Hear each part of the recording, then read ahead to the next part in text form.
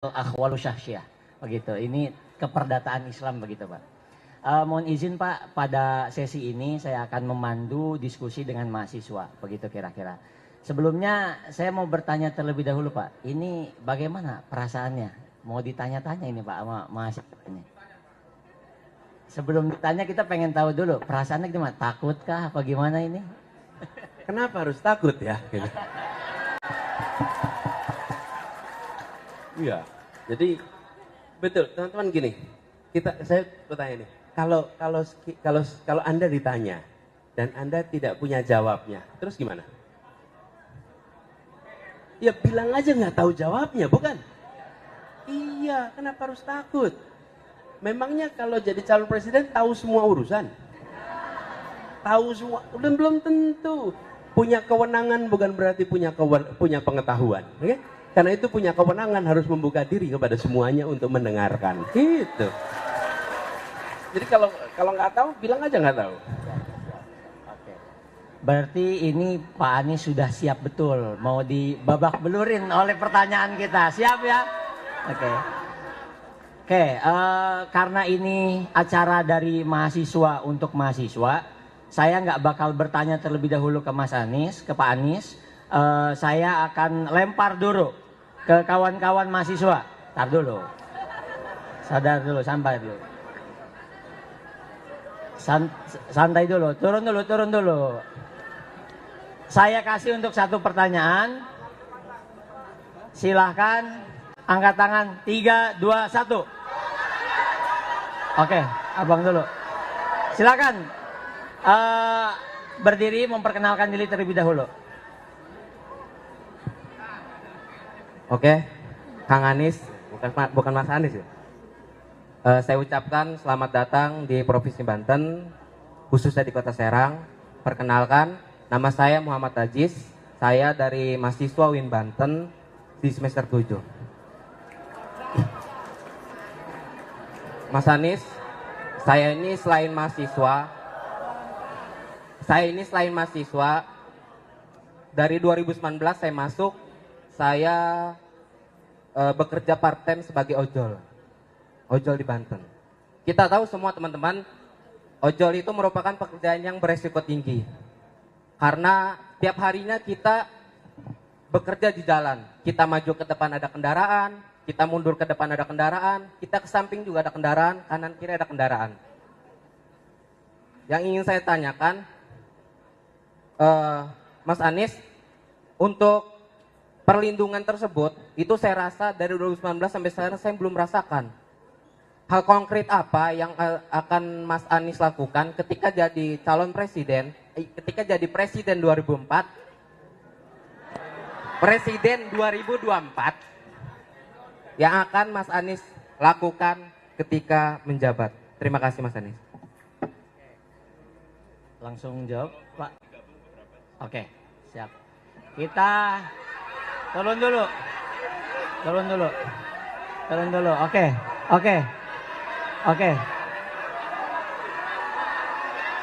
3, 2, 1. Ya, abang dulu.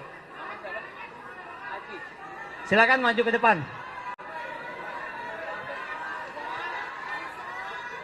Oke, habis ini belakang. Satu lagi belakang.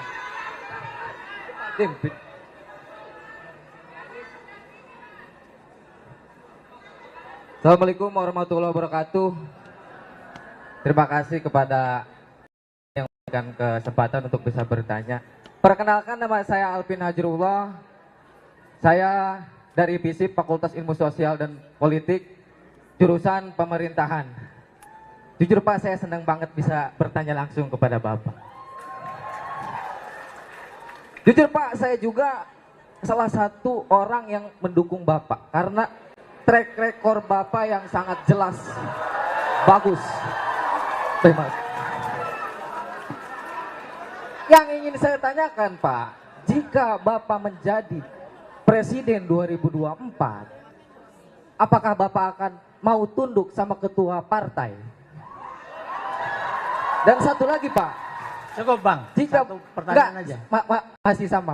Oke. Jika Bapak menjadi presiden juga juga, apakah Bapak mau tunduk juga sama oligarki yang ada di Indonesia, Pak?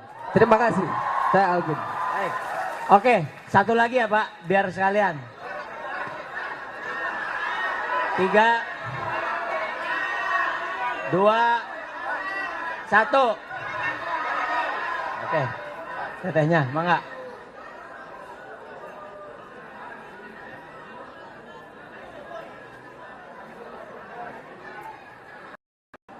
Kalem beheula mang, kalem heula.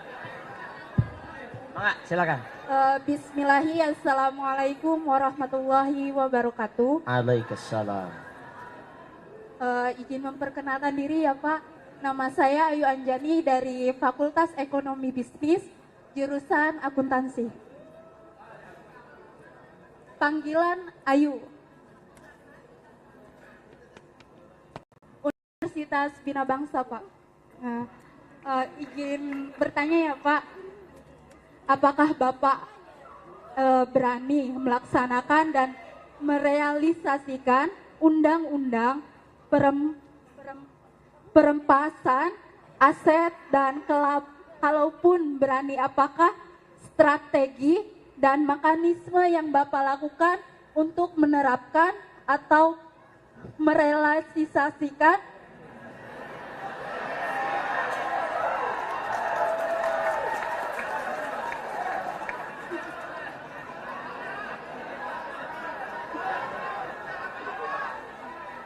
mekanisme untuk menerapkan undang-undang perampasan aset tersebut.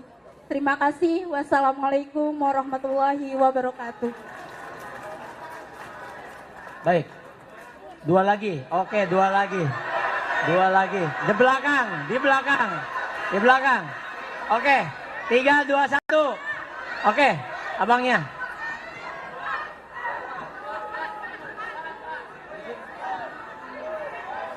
Itu aja.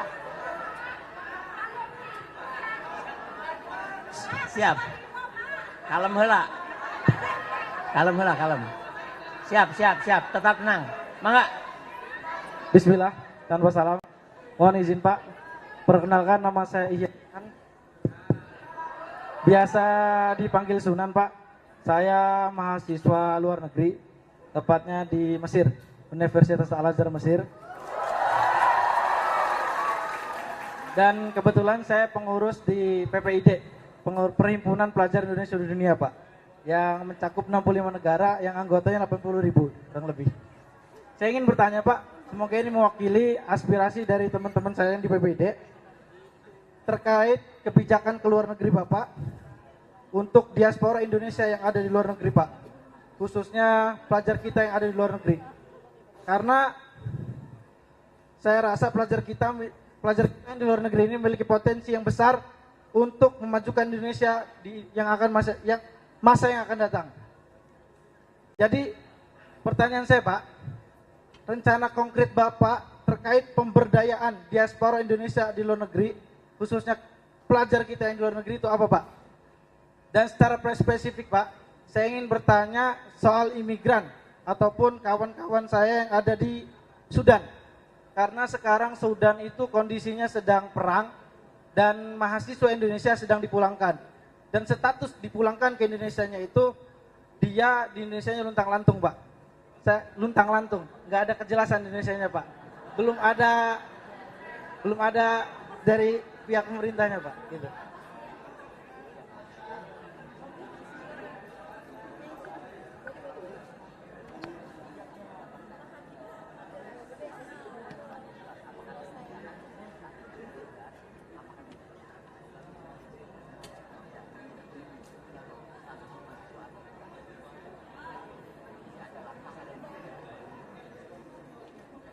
Mungkin itu Pak pertanyaan saya. Terima kasih.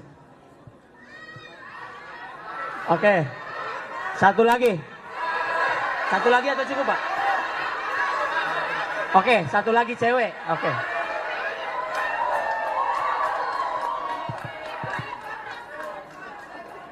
Baik. Baik, Assalamualaikum warahmatullahi wabarakatuh. Izin bertanya dan perkenalkan diri, Pak Anies. Saya Intan Indriadi. Saya Ketua Himpunan Mahasiswa Pasca Sarjana Universitas Bina Bangsa. Sekaligus saya juga Ketua DPD SPN Provinsi Banten dan mewakili 100.000 anggota SPN di Banten. Pertanyaan saya adalah, ketika kawan-kawan mahasiswa yang saat ini berkuliah baik yang S1 ataupun S2, yang kita inginkan adalah kepastian kerja dan kepastian pendapatan untuk kita semua. Juga satu lagi adalah kepastian jaminan sosial untuk kita. Tetapi nyatanya undang kita Omnibus Law Cipta Kerja, namanya saja Cipta Kerja, tetapi tidak berpihak kepada para pekerja. Pertanyaan saya adalah, bagaimana komitmen Bapak Anies Baswedan, bagaimana komitmennya menyikapi Omnibus Law Undang-Undang Cipta Kerja yang saat ini Undang-Undang Nomor 6 Tahun 2023 yang nyata-nyata awalnya sudah dinyatakan inkonstitusional. Yang kedua adalah PR berat dari pemerintah terkait dengan upah. Upah menyebabkan banyaknya relokasi tenaga kerja di Banten, banyak sekali relokasi tenaga kerja ke daerah Jawa Tengah ataupun daerah-daerah dengan upah yang rendah karena adanya disparitas upah. Ini yang menjadi PR seharusnya. Jika tidak ada disparitas upah, jika seluruh daerah upahnya sama, setidaknya dengan DKI Jakarta, maka tidak akan ada relokasi, kawan-kawan. Dan ini juga harapannya tidak ada lagi pengangguran dan juga adanya kesamaan dan juga tidak adanya disparitas upah. Dan yang kedua tadi, yang paling saya fokuskan adalah bagaimana komitmen Pak Anies terkait dengan Omnibus Law Cipta Kerja yang saat ini menjadi degradasi untuk seluruh pekerja dan juga mengancam kawan-kawan mahasiswa yang saat ini belajar di masing-masing universitas. Terima kasih.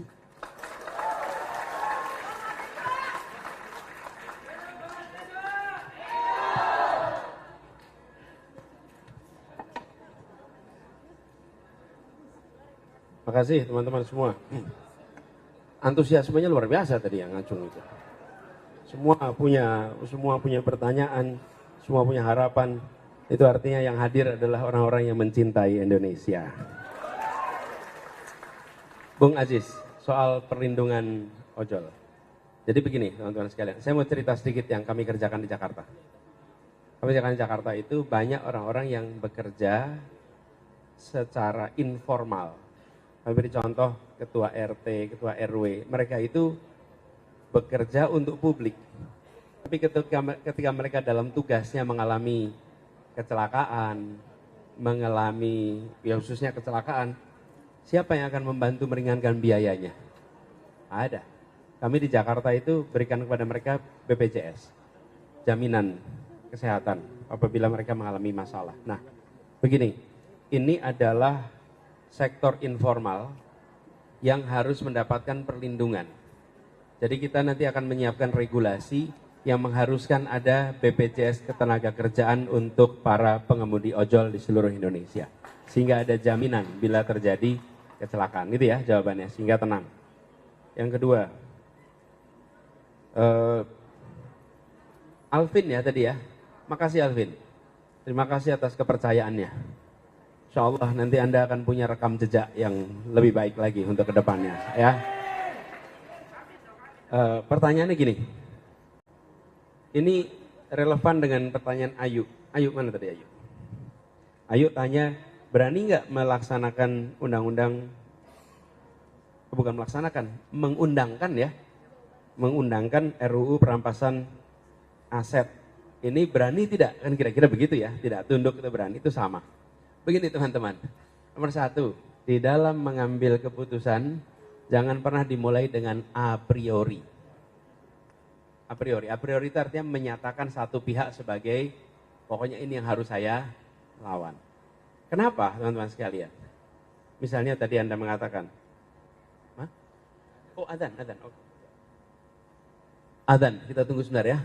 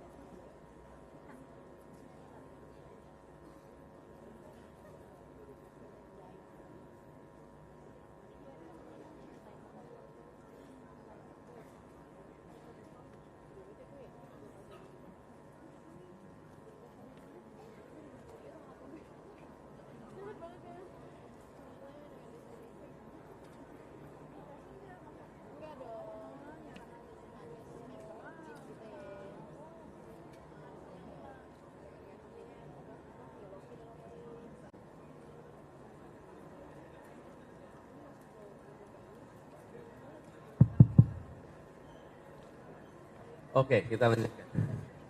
Sebentar, sampai di mana tadi jadinya? Apa? Jangan a priori. Oke. Jadi begini.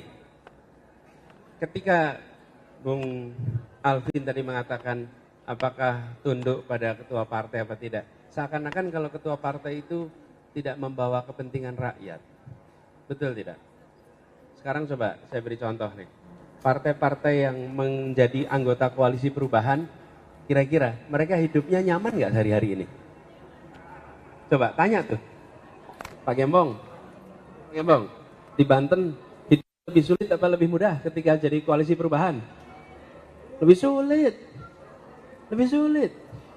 Nasdem, apalagi Nasdem nih, dari awal tuh mengalami segala macam masalah. Jadi jangan buru-buru kita a priori. Bayangkan mereka memutuskan untuk akibat mengusung gagasan perubahan, mereka mengalami tantangan yang luar biasa besar. Yang begini kita tidak boleh menyatakan a priori. Justru mereka sedang berikhtiar untuk perubahan bagi bangsa ini yang lebih baik. Betul tidak? Iya. Tantangannya besar sekali. Gus Muhaimin begitu dicalonkan nggak lama langsung dipemeriksa langsung. Betul, langsung diperiksa dia. Betul tidak sekalian? Partai Nasdem kurang apa? PKS kurang apa? Bertahun-tahun kalau PKS juga. Pak Surya Paloh mengambil keputusan, sesudah itu dia berhadapan dengan tantangan yang luar biasa banyak. Jadi saya ingin sampaikan bahwa kita melihat harapan. Ada partai-partai yang serius untuk mendorong perubahan. Itu satu. Yang kedua, bagaimana saya mengambil keputusan? Nah, ini kaitannya dengan pertanyaan Ayu. Gini Bang Ayin, Nong Ayu. Satu, prinsip keadilan. Kedua, kepentingan publik. Ketiga, data, common sense, objektivitas. Keempat adalah aturan. Jadi ketika mengambil keputusan, mengambil langkah, dikomunikasikan, dibicarakan. Dan pengalaman saya bertugas di Jakarta, pimpinan-pimpinan partai itu ketika mendengar argumen dan dijelaskan logiknya, menerima. Yang problem itu kalau tidak dijelaskan, kalau tidak diyakinkan. Apakah kemudian ada debat? Ada. Apakah kemudian ada perbedaan pandangan? Ada. Tapi kalau kita tidak bersedia untuk berbeda pandangan dan berdiskusi, maka tidak ketemu titik temu. Begitu didiskusikan ada. Karena itu saya setuju Anda aktif organisasi sekarang. Orang yang aktif organisasi terbiasa berdiskusi, terbiasa tukar pikiran, terbiasa berdebat, dan terbiasa meyakinkan orang. Betul tidak? Iya. Tapi kalau tidak terbiasa, maka putus itu. Jadi menurut saya kuncinya di situ. Yang kedua, tadi soal oligarki. Saya sering sampaikan, saya berikhtiar untuk menegakkan keadilan, bukan memusuhi salah satu, siapapun itu. Jadi termasuk ketika oligarki, kalau Anda tidak mengikuti prinsip menjalankan keadilan, maka Anda berhadapan dengan negara. Itu. Karena negara harus memberikan rasa keadilan. Ketika negara membuat aturan, saya mau tanya nih, ketika kita bikin aturan, apa yang harus kita penuhi? Satu, prinsip keadilan.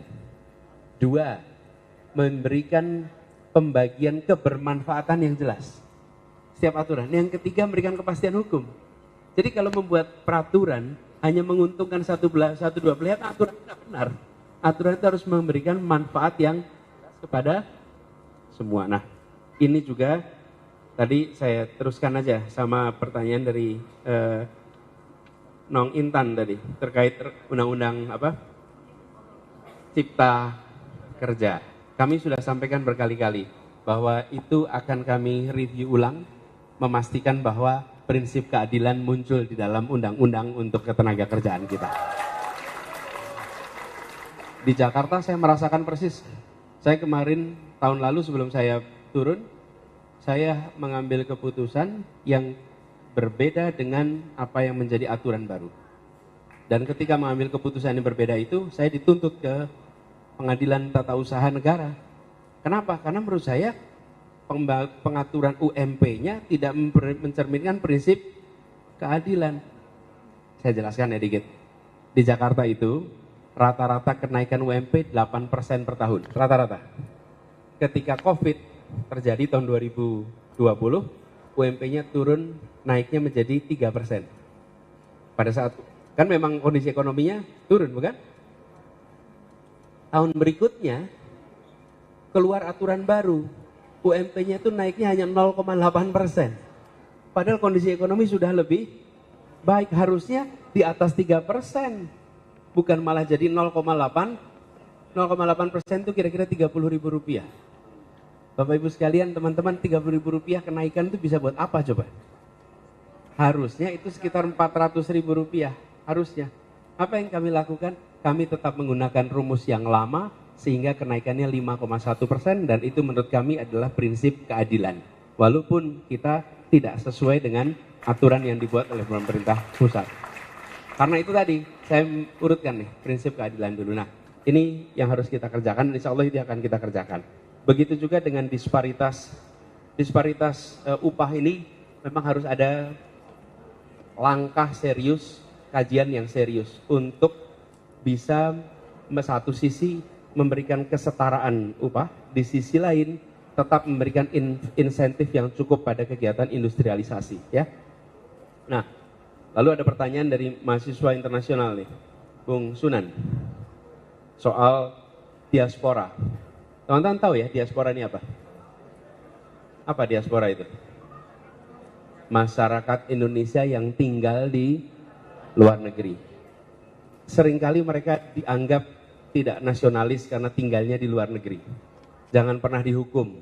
Mereka dianggap tidak nasionalis. Mereka di sana menjadi, pandanglah mereka sebagai duta-duta Indonesia di berbagai tempat di dunia. Pandang itu begitu.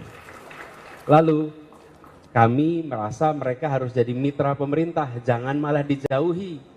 Diaspora itu menjadi promotor Indonesia. Dan saya pribadi ingin sekali menyaksikan makin banyak perusahaan-perusahaan internasional, lembaga-lembaga internasional yang diisi oleh orang-orang Indonesia. Bayangkan, kalau lembaga-lembaga internasional diisi orang-orang Indonesia, maka kebijakan-kebijakan dia bisa memberikan manfaat kepada Indonesia. Hari ini yang mendominasi kalau dari Asia, 1 India, 2 Filipina, 3 Jepang. Indonesia minim. Kita harus lebih banyak. Jangan hanya jadi jago di rumah sendiri, tapi harus jadi tuan rumah, tamu mempesona di negeri orang. Gitu kira-kira pegangan prinsipnya itu. Jadi Bung kami akan dukung. Yang kedua, tidak boleh ada mahasiswa terlantar. Bila ada evakuasi karena krisis, apakah karena peperangan, apakah karena bencana alam, dan mereka dipulangkan ke Indonesia atas alasan keselamatan, maka negara harus membantu untuk menyiapkan agar status kemahasiswaannya dan kuliahnya tidak terputus. Karena itu bagian dari kewajiban kita. Dan kita pernah melakukan itu. Teman-teman sekalian, di tahun 2000-an ada konflik di Ambon, Universitas Patimura tutup. Apa yang terjadi? Mahasiswanya kemudian ditampung oleh berbagai universitas di seluruh Indonesia. Bisa itu dikerjakan. Dan mereka kemudian lulus dari berbagai kampus di Indonesia. Jadi itu bisa, yang penting apa? Ada kemauan. Insya Allah kemauan itu ada. Dan insya Allah itu bisa dilaksanakan. Gitu ya. Makasih. Begitu Bung Adi. Oke, tepuk tangan untuk Pak Anies Baswedan.